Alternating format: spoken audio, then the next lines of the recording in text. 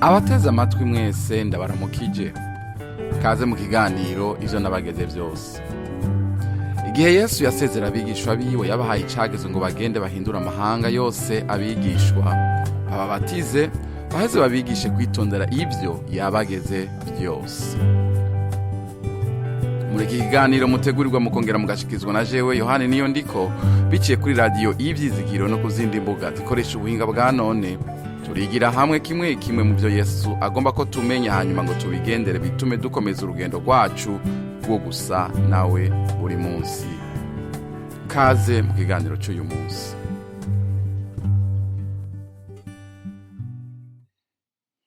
Uyu munsi turishurira hamwe ikibazo kivuga ngo Yesu afise ububasha buki bumubashisha guhamagarira abantu kwinjira mu bwami bwiwe. Sinkekeranya ko abenshi mu bariko baranyumviriza bo bamaze kumva iyi mvugo ngo kugiriranira ubucuti canke ubusabane n'Imana. Iyo ugiriranye ubucuti n'umuntu, ugendana nawe, mukaba abagenzi, mukamenyana, mugahava mutegura, mukanarangurira hamwe imigambi. Mbega ibi bibaho ku Mana? Mbega iyo umuntu abaye inshuti n'Imana, ageraho arangurana imigambi n'Imana?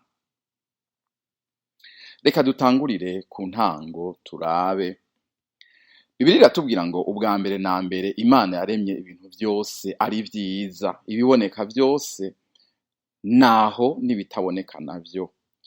Imana yaciye irema umuntu. Imaze kumurema yamuhaye ububasha n'inshingano canke ivyo ategerezwa gukora n'ingene azobigenza. Imana irabimubwira. Imana iramubwira ngo imuhaye ububasha bwo kuganza ivyo yaremye vyose. Reka dusome mu Itanguriro igice ca mbere, some ku murongo wa 28. Haravuga ngo maze Imana irabahezagira iti, nimurondoke, mugwire, mwuzure isi, muyiganze, mugabe amafi yo mu kiyaga n'ibiguruka mu kirere n'ibifise ubugingo vyose bigendagenda kw'isi. Umunsi wa gatandatu niwo munsi Imana yaremeye ko abantu, kiremwa muntu, umugore n'umugabo, kibaha ububasha bwo kuganza ivyo yaremye vyose. Imana yagize umugambi muri yo, hanyuma abantu iremye ibaha ububasha bwo kuganza ivyo yaremye vyose. Yabaremye mu ishusho yayo. Uko nabivuze, barema bari uburyo bubiri, umugore n'umugabo. Ndakabwira ngo barondoke, hanyuma ngo buzure isi, ngo baze baganze ivyo vyose yaremye. Yabahaye ububasha.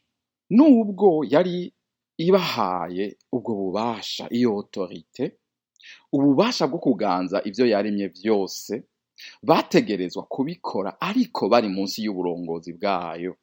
Imana idufashe. Ikibabaje, bahavuye bagarariza Imana, bikorera ibintu uko babishatse, ukwabo, atari uko Imana yababwiye kubikora. Ntibashimye kuguma munsi y'uburongozi bw'Imana. Bibiliya yerekana ko ico arico gituma uyu munsi tubona isi imeze ukwiri, la création imeze ukwiri. Ivyaremwe vyose binihishwa n'iki? N'umubabaro. Kubera iki? Kubera icaha caje mw'isi. Tubona corruption igeze kure cane. Tubona injustice, akarenganyo kari mw'isi, ubwicanyi, kudakundana, ukwikunda n'ibindi vyinshi cane bituma isi iraho iri. Ibihugu vyankana n'ibindi, abategetsi bankana n'abandi, abavukana bakankana, abavyeyi n'abana bakankana. Ivyo vyose ni inkurikizi ziki? Zuko abantu banse kuguma munsi y'uburongozi bw'Imana. Ntabwo ari umuntu umwe gusa yacumuye canke yagararije. Abantu bose, kuko dukomoka kuri Adamu, tuvuka dufise iyo nature pécheresse, tuvuka dufise akameremere k'icaha. Bibiliya ivuga ngo bose bakoze ivyaha ntibashikira ubwiza bw'Imana. Ibi bivuga ngo twese atanumwe avuyemwo. Dukeneye iki? Dukeneye nde? Dukeneye umukiza, dukeneye umucunguzi. Imana idufashe cane. Imana yaciye ihitamo gutora umugwi mutoya w'abantu kugira ngo ikorane nabo. Yagiranye nabo isezerano Bibiliya yita mu Congereza ngo covenant, kuvuga isezerano. Muri iri sezerano Imana yarasezerana hanyuma igasaba umuntu ko nawe agira uruhara rwiwe, akagira ivyo azokora. Ico Imana yabishaka kwari ugukoresha ubu bucuti igiraniye n'uwo muntu kugira ngo izogere aho yikwegerako ba bandi bose bayija kure. Mwibuke navuze ngo yahisemo gukoresha abantu bake cane, umugwi mutoya, canke umuntu umwe, canke umuryango umwe, kugira ngo ize yikwegereko amahanga yose. Hari ibihe bine Bibiliya ivuga Imana yagiranye amasezerano n'abantu. Ubwa mbere ndavuga kuri Nowa. Abantu bakoze ivyaha, aho mu rungano rwa Nowa bose barandura, ngo ariko Nowa we Imana iramushima. Imana irekura umwuzure uza mw'isi. Umwuzure umaze gukama, Imana yagiranye isezerano na Nowa. Imana yasezeranye kuba umwizigirwa, ngo nubwo yari izi ko abantu ari intagondwa, bama bacuramye, imitima yabo iravye mu bugarariji. Imana yagize iti sinzosubira, ikimenyetso yashizeho ngo sinzosubira guhanisha abantu amazi. Imana ntaco yasavye umuntu muri ico gihe. Imana nta na kimwe muri iri sezerano Imana ntaco yasavye umuntu ko azokora. Yoyo yarirahiye, iravuga iti ngiranye isezerano nawe, ewe Nowa, urondoke wuzure isi. Uwa kabiri Imana yagiranye isezerano covenant ni Aburahamu. Imana yaramuhamagaye imuhitamwo, hanyuma iramusezeranira umugisha, hanyuma imusaba kuzoyizera no kuzigisha inzu yiwe, kuyubaha no kuyikurikira muri vyose, no kuyumvira muri vyose. Imana iramubwira iti nzoguhezagira, uruvyaro rwawe nzoruhezagira, ngo ruzongana n'inyenyeri zo kwijuru, ngo canke n'umusenyi wo ku kiyaga. Imana irongerako ngo amahanga yose azohezagirirwa muri wewe. Haleluya! Ni isezerano riryoshe cane, ngo muri wewe niho amahanga yose azohezagirirwa. Ihanga rya Isirayeli rero ryagiye gukomoka muri Aburahamu. Imana rero igera igihe igirana irindi sezerano na Isirayeli yose, igihugu ca Isirayeli cose. Imana yabahaye amabwirizwa, arabwira ngo nimwumvire aya mabwirizwa, ngo nimwayumvira ngo muzohezagirwa, ngo kandi ngo muzohezagira abo mw'isi bose. Iyi ni isezerano yagiranye n'Abisirayeli bose. Mwumvire ivyo ndabageze vyose, hanyuma nimwabikora muzohezagirwa, hanyuma mbere n'amahanga yose ahezagirirwe muri mwebwe. Covenant igira kane ni isezerano yagiranye n'umwami Dawidi. Igihugu c'Abisirayeli cari cabaye kininiya, Dawidi ari umwami, ariko Abisirayeli ntabwo bagiye bakora ibigororotse. Imana igiranira isezerano n'umwami wabo Dawidi.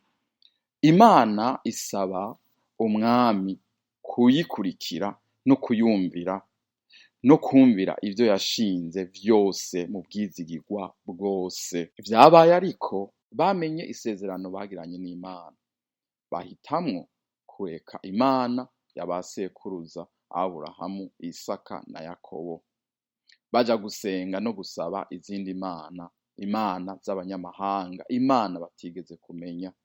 Imana idufashe cane. Inkurikizi zabaye iki? Batewe n'abansi babo, Imana irabarekura bagenda ari nyagano. Kuko nabivuze ubushize, abavugishwa n'Imana baravugishijwe ivy'ukuzoza kwa Mesiya. Hano Imana yavugishije abasavyi bayo yuko izonagura isezerano ryayo yagiranye n'isi yose iyo iva ikagera. Ibi bivuga ngo hari hagomba kuzoza umuntu azonagura ya masezerano yose, umuntu adasanzwe. Bavugishijwe ko hazobaho isezerano rishasha, a new covenant. Bwari ubuhanuzi bwavuga ko Yesu azoza akanagura ya masezerano yose nk'uko nabivuze. Yesu niwe wenyene yabonetse ashobora gukora igikorwa, la mission Imana yari yahaye Isirayeli, la mission yo kuzana no kugarukana amahanga yazimiye yagiye kure y'Imana. Abisirayeli bari bananiwe nk'uko nabivuze, bari bananiwe gushitsa ivyagezwe, bari bananiwe kugendera mu vyagezwe Imana yashinze. hari hagomba kuza uwuruta abisirayeli, uwusumba Dawidi, uwusumba Nowa, uwusumba Aburahamu. Mwibuke inyigisho yacu y'uyu munsi ni ububasha ki Yesu afise ubwo guhamagara akikwegera kw'amahanga akavuga ngo nimuze, akavuga ngo ubwami bw'Imana bwashitse, akabwira bamukurikiye abigishwa biwe ati mugende mu mahanga yose mubwire abaremwe bose ubutumwa bwiza. Ni ububasha ki Yesu yari afise? Yesu niwe muntu umwe yashoboye gushitsa ivyagezwe. Ndakwibutse ko ubwiwe yavuze ngo sinaje gukuraho ivyagezwe ngo ariko naje kubishitsa. Uku kubishitsa ndagomba ko wumva ico bivuga. Yaraje ngo abeho ubuzima butagira icaha kandi ari mu isi y'ivyaha, abe hadacumura kandi ari mu isi yuzuye ibicumuro impande zose, imbere n'inyuma, hasi no hejuru. Niwe wenyene yabayeho ubu buzima butagira icaha na kimwe. Yaje gushitsa vyagezwe abisirayeli ari bashoboye gushitsa. Ni umwami akomoka mu muryango wa nde? Mu muryango wa Yuda. Umuntu umwe akora vyose, ashitsa ya masezerano yose. Ni Imana ubwayo yaje mu ishusho y'umuntu. Ni Imana yahindutse umuntu, yaraje aravuka, abaho, igihe kigeze arabambwa ku musaraba, arapfa, hanyuma arahambwa, ku munsi ugira gatatu arazuka, hanyuma asubira mu ijuru kwa Data wa twese, kandi azogaruka. Ubu nibwo butumwa bwiza. This is the gospel. Ubu nibwo butumwa bwiza, la bonne nouvelle, inkuru nziza. Uwo niwe Yesu Kristo amaze kuzuka yivugiye ati nahawe ububasha bwose mu ijuru no mu isi. Muri we Imana yakinguye umuryango mushasha, une nouvelle porte. Yesu amaze gushika yahamagaye abantu bose ngo bamukurikire muri iri sezerano rishasha. Yaje kugurura umuryango mushasha mu isezerano rishasha. Ndabyibutse ko umunsi abahambwa acikanye, igihuzu cari gikingiriye ahera h'urusengero ngo catantamutsemo kubiri, abantu tuba turonse ububasha bwo kwinjira tukishikira ku Mana. Isezerano rishasha. Haleluya. Nubwo abantu banana kumukurikira, Yesu ntareka gukomeza kubakunda no kubakwegera ku Mana Data wa twese. Ngubwo ububasha bumubashisha guhamagara amahanga yose ngo amukurikire. Arongera ati mwebwe abamaze kwizera nimugende mumbere aba ambasaderi mu isi, muzane amahanga yose kuri jewe, mubahindura abigishwa, abizera mubatize mu izina rya Data n'iry'Umwana rya Mpwemu Yera. Haleluya. Mu vyahishuwe Yohana igice ca 5 ku murongo w'9 hari amajambo avuga ngo nuko baririmba indirimbo nsha bati birakubereye kwakira igitabo no kumena ibimenyetso bigifatanije, kuko wishwe ugacungurira Imana bo mu miryango yose no mu ndimi zose no mu moko yose no mu mahanga yose, ubacunguje iki? Amaraso yawe, ukabahindura ubwami bw'Imana yacu kuba abaherezi bayo, kandi bazoba abami mw'isi. Biramubereye Yesu Kristo kumena ibimatanije igitabo, kuko yishwe agacungurira amahanga yose kuba ab'Imana. Haleluya. Imana idufashe kumwumvira no gukora ivyo yasize adutegetse kuzokora. Imana idufashe kumvira Yesu Kristo uwabereye kumena. Yohana ngo yararize arataka ararira ati mbega ninde yoshobora kumena ibi bimatanije iki gitabo? Haleluya. Arabwirwa ngo yewe Yohana yacurira, intare yo mu muryango wa Yuda, intambwe yo mu muryango wa Yuda yaranesheje, arashobora kumena ivyo bimatanije ico gitabo. Yesu ni wabereye, niwe mwami. Imana dufashe kumwakira, kumubwira abandi ngo nabo bacika abigishwa biwe, kwitondera ivyo yatugeze vyose. Imana ibahezagire. Amen. Ndabashimiye mwebwe mwese mwateze amatwi ikiganiro ivyo nabageze vyose. Twizeye ko mwafashijwe n'inyigisho y'uwu munsi. Tubifurije umugisha w'Imana mu banyu no mu vyanyu. Naho ubutaha.